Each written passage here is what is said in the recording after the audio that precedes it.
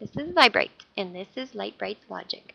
I am the wife of a seriously injured worker who had a serious workplace accident where the tree that he was falling hit him on the head and made a whole bunch of mess here, and they had to redo his head. We all understand that now. I just want you to listen about this. This is the vocrehab lady telling me that she was going to send me out a letter telling me why she made her decision, but you have to remember one thing. This folk rehab lady, Ina Graham, was the nicest lady. I really did like her. I tried to do my part to help her, and I believed in her, and this is what she knew. Right? The day she walked into our house and had lunch with us, this is what she knew. Let's just play this for a minute.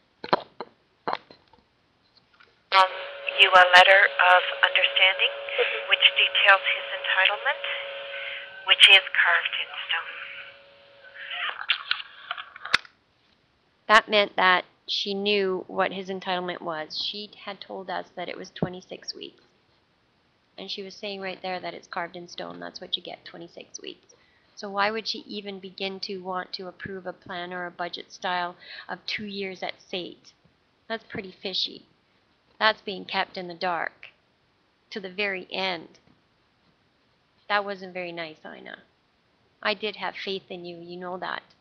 Anyway, another instance. Jamie has suffered from debilitating headaches, much like migraines. I don't know if you're familiar with migraines, but they can get pretty bad. Our caseworker, Colin Holt, decided to book Jamie for a consultation with one of his WCB doctors, paid by WCB. They are for WCB. They will never admit that. That means a check is gone, right? So anyways, they said Jamie had to go, so it was December 12th. Jamie caught a bus, took him 6 hours, took a cab to his office, waited there for an hour, waited inside the waiting room for another 30 minutes. Dr. Collier came in, shook his hand, asked Jamie if that was him, what his name was and his birth date, and asked him what the problem was. Said WCB had referred him to him about his ongoing headaches and his narcotic use. So out of that visit, which took 3 minutes, he advised Jamie to buy his book, which was $20, and quit the narcotics and quit caffeine. He was saying that, well, I have a bit of it here. It says here that, let's see, a team meeting amended dated July 2604 by the case manager, which is Colin Holt, clarified that headaches and dizziness had been accepted on the file, but that dizziness and headaches could not be accepted as a permanent restriction or limitation until the worker completed Dr. Collier's treatment recommendations as stated in his December 2003 report. A memo dated July 28th by Colin Holt stated that based on the worker's surgery date and the 14-day recovery time expected, he was no longer considered temporarily disabled. Further, that the permanency of dizziness and headaches, which is Jamie's chronic pain for his migraines, could not be adjudicated as the worker had not stopped using narcotic medications as recommended by Dr. C and would have to wait till the worker discontinued his narcotic use. Okay. After we received the letter that Colin said Jamie's headaches were due to his narcotic use, we pulled Jamie off his narcotics. Remember, he was still trying to do his upgrading, and it was around Christmas. It was hell. That man had nothing but headaches. He was really hurting. So we went 4 weeks. Then I couldn't take it anymore. It was too hard. If I couldn't take it, I was imagining what my husband was going through. So I booked Jamie an appointment with our doctor, his doctor, and we put him back on the narcotics. This is where this letter came in. Colin didn't agree with just 4 weeks. He said it would take several weeks. I do have him on a tape, but I didn't have it prepared yet. So what I'm going to do is play that tape. I'll have it ready and play it for chapter 4. And it will be an incident that Colin was arguing to me about, which was I could argue with him all I wanted, but until Jamie had stopped doing narcotics for however long it took, which he wasn't about to tell me how long it would take because he wasn't the doctor and he didn't know.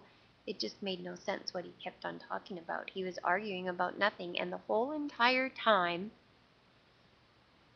I am sitting there trying not to make everybody pissed off, because I'm sure as all you injured workers out there and your wives that are doing stuff for you realize, when you piss them off, they will blatantly misfile your paperwork, not schedule proper appointments, delay, and it goes on and on. But yet they antagonize fighting because they're so smug in their remarks when they talk to you. It's not nice, and I don't know who gives these employees guidance. Like, it's like they have free reign for anything. And I think that's it with everything in life. It's ruled by money, and WCB has massive amounts of money. So this is why all this bad treatment of injured workers is working out the way it is, because they have so much money and we do not have any money at all.